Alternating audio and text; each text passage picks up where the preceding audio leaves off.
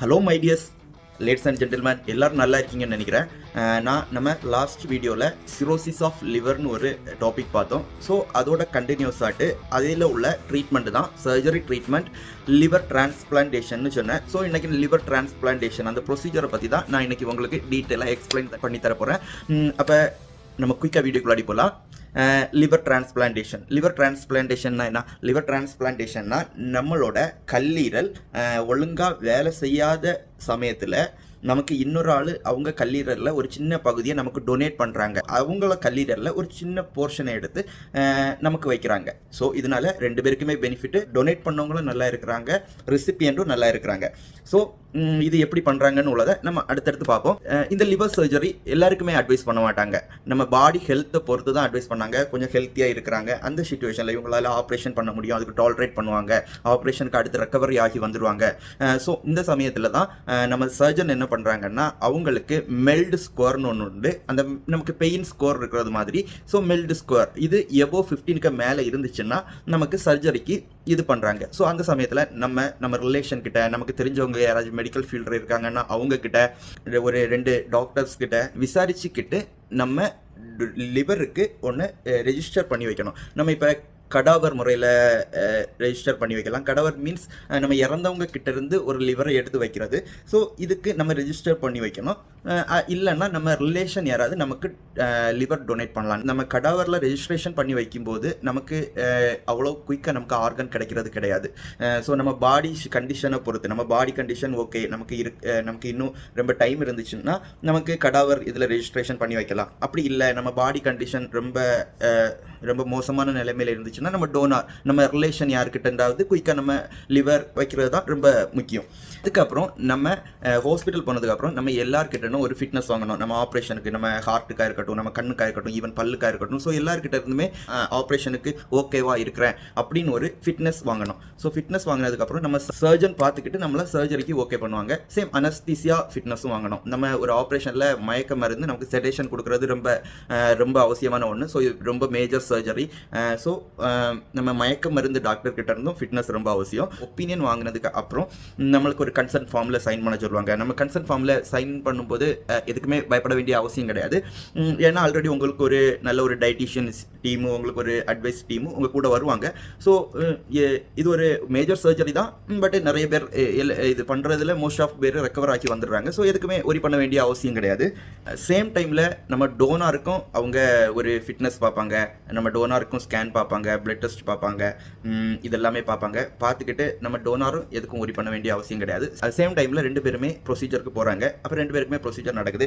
So முன்னாடி எல்லாம் L ஷேப்பில் கட் பண்ணுவாங்க டோனார் கிட்ட இருந்து லிவர் எடுக்கிறதுக்கு. ஸோ இப்போ ஒரு ரோபோட்டிக் மூலம் அவங்களுக்கு அந்த ஸ்கார் தெரியாமல் இருக்கிற அளவுக்கு ஒரு ஹோல் போட்டுக்கிட்டு அந்த ஹோல் வழியாட்டு நமக்கு லிவரில் ஒரு சின்ன போர்ஷனை எடுக்கிறாங்க. ஸோ ரொம்ப அட்வான்ஸாட்டு ரோபோட்டிக் சர்ஜரி எல்லாம் வந்துடுச்சு. ஆஃப்டர் சர்ஜரி டோனாரை பொறுத்த வரைக்கும் ஒரு 1 or 2 days ரெக்கவர் ஆகிடுவாங்க. சேம் சமயத்தில் பேஷண்ட் ரெக்கவர் ஆகி வர்றதுக்கு அவங்களோட டிசீஸ் சிவியாரிட்டியை பொறுத்து இருக்கும். ஸோ சர்ஜரிக்கு முன்னாடியே அவங்க கொஞ்சம் ஆக்டிவாக ஹெல்த்தியாக இருந்தாங்கன்னா, ஃபஸ்ட்டே அவங்க ட்ரீட்மெண்ட் எடுத்துட்டாங்கன்னா ரொம்ப ஃபாஸ்ட்டாக ரெக்கவர் ஆகி வந்துடுவாங்க. இல்லை அவங்க நோயோட லாஸ்ட் தன்மையில் அப்படி ஏதாவது போயிருந்தாங்கன்னா ரெக்கவர் ஆகிறதுக்கு டைம் எடுக்கும். ஸோ இது ஒரு இன்டென்சிவ் கேர் யூனிட், ஐசியூவில் தான் ஒரு கொஞ்ச நாள் இருக்க வேண்டியது இருக்கும் அவங்க ரெக்கவர் ஆகிறது வரைக்கும். பட் டோனார் அப்படி கிடையாது. டோனார் 1 or 2 days அவங்க கிளியர் ஆக்கிடுவாங்க. டோனாருக்கு அதே சமயத்தில் டோனாருக்கு ஒரு 1 month அவங்க கட் பண்ணி எடுத்த லிவர் திரும்ப அகைன் க்ரோத் ஆகி வந்துடும். நம்ம பாடியிலே one of the best organ. Cut பண்ணி எடுத்தாலும் திரும்ப க்ரோ ஆகி வர்றது. ஃபஸ்ட்டு இது ஃபேட்டி லிவர் சமயத்திலேயே இது எவ்வளவோ இதாகுதோ, டேமேஜ் ஆகுதோ, தன்னைத்தானவே அது ப்ரிவென்ட் பண்ணிட்டு இருக்கோம். திரும்ப அதுக்கு மேலும் மேலும் மேலும் நம்ம கஷ்டப்படுத்தும் போது தான் அது இந்த சிச்சுவேஷனுக்கு வந்து நிற்கிது. ஸோ கைஸ், நம்ம இன்னொரு ஆள்கிட்ட இருந்து நம்ம அவங்க ஆர்கான் எடுத்து நம்ம வச்சுருக்கோம். ஸோ இந்த சமயத்தில் நமக்கு ஈஸியாக இன்ஃபெக்ஷன் வந்துடலாம். ஸோ இந்த இன்ஃபெக்ஷனை நம்ம கொஞ்சம் கண்ட்ரோல் பண்ணுறதுக்காக இம்யூனோ சப்ரஷன் மெடிசின் அவங்களுக்கு கொடுத்துக்கிட்டே இருப்பாங்க. ஸோ இந்த மெடிசின் லைஃப் லாங் எடுக்க வேண்டியது தான். ஸோ லைஃப் லாங் ஒரு டைமில் எடுக்கணும். காலையில் இந்த டைமில் எடுக்கணும், சாப்பிட்டதுக்கப்புறம் ஒரு ½ hour முன்னாடி ஒரு லிமிட்டட் வாட்டரில் அது எடுக்கணும். ஸோ சேம் ஈவினிங் டைம்லேயும் அப்படி எடுக்கணும். சர்ஜன் அவங்களுக்கு ஏற்ற மாதிரி எத்தனை mg எடுக்கணும் அதுக்கு ஏற்ற மாதிரி அவங்க அட்வைஸ் பண்ணி கொடுப்பாங்க. ஸோ நம்ம ஆஃப்டர் சர்ஜரி ரொம்ப ஹைஜீனாக இருக்கிறது ரொம்ப ரொம்ப முக்கியம். ஹைஜீன் தான் ரொம்ப இம்பார்ட்டன்ட். ஆஃப்டர் சர்ஜரி நம்ம ஒரு ஆஃப்டர் 15 days 10 days நம்ம வீட்டுக்கு வரோம். வீட்டுக்கு வந்ததுக்கப்புறம் இவங்க விசிட்டர்ஸ் அலோவ் பண்ணுறதை கொஞ்சம் அவாய்ட் பண்ணுறது நல்லது. ஏன்னா ரொம்ப ஹைஜீனிக்காக இருக்கணும். ஸோ எவ்வளோக்கு எவ்வளோ ஹைஜீனிக்காக இருக்கிறாங்களோ அவ்வளோக்கு அவ்வளோ நல்லது. ஏன்னா இன்னொரு பாடி ஆர்கன் எடுத்து நம்ம உடம்புல வச்சிருக்கிறது இல்லை. ஸோ இந்த சமயத்தில் நோய் தொற்று நோய் கிருமிகள் வர்றதுக்கு ரொம்ப இது அதிகம். ஸோ ரொம்ப கேர்ஃபுல்லாக இருக்கணும். பட் பயப்படுற மாதிரி ஒன்றும் இல்லை. ரொம்ப பேர் ரெக்கவர் ஆகியிருக்காங்க, ரொம்ப பேர் நல்லா இருக்கிறாங்க. இந்த வீடியோ யாராவது பார்த்துட்டு இருக்கீங்கன்னா ஒன்று கமெண்ட் பண்ணுங்கள். அதுக்கப்புறம் நம்ம லைஃப்பை ஃபாலோ பண்ணுறதுக்கு நமக்கு ஒரு நல்ல ஃபுட்டு வேணும். நமக்கு அதுக்கேற்ற மாதிரி ஒரு ஃபுட்டு, கொஞ்சம் ப்ரோட்டீன் ஃபைபர் ரொம்ப எடுக்கணும். அப்புறம் நம்ம ஃப்ரூட்ஸு வெஜிடபிள்ஸ் எடுக்கணும். முழு தானியங்கள் எடுக்கிறது நல்லது. சேம் டைம் இந்த பால் கொஞ்சம் கொழுப்பு குறைஞ்ச அளவுக்கு பால் இது பண்ணுங்கள். நமக்கு கால்சியம் அளவை பாடியில் இன்க்ரீஸ் பண்ணுறதுக்கு ரொம்ப நல்லதாக இருக்கும். ஸோ சேம் டைம் நமக்கு எக்ஸசைஸ் ரொம்ப முக்கியம். உங்கள் பாடி எவ்வளவு ஒத்துழைக்குதோ ஸோ அந்த அளவுக்கு நீங்கள் சைக்கிளிங் பண்ணலாம், வாக்கிங் பண்ணலாம், ரன்னிங் பண்ணலாம். So after surgery hygiene and exercise and diet ரொம்ப மோஸ்ட்லி இம்பார்ட்டன்ட்.